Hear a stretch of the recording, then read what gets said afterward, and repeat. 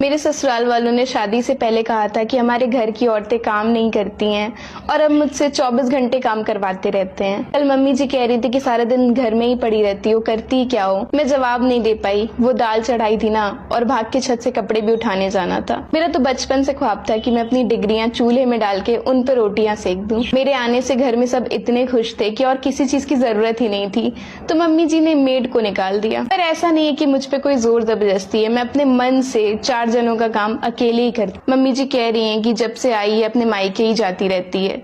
पग फेरे थे घर पर, सब कहते थे कि जो भी ऐश करना हो शादी के बाद करना। मेरा ऐश और अच्छे दिन दोनों से ही भरोसा उठ सा गया है। पर मम्मी जी मुंह पे डायरेक्टली मुझे कभी कुछ नहीं बोलती हैं, सिर्फ पीठ पीछे शिकायतें करती हैं। कभी मुझसे खाने में नमक कम ज्यादा हो जाता है तो उस बात को इग्नोर कर दिया जाता है उसका इश्यू बनाने के बाद। पर मेरे ससुराल वाले कभी मायके की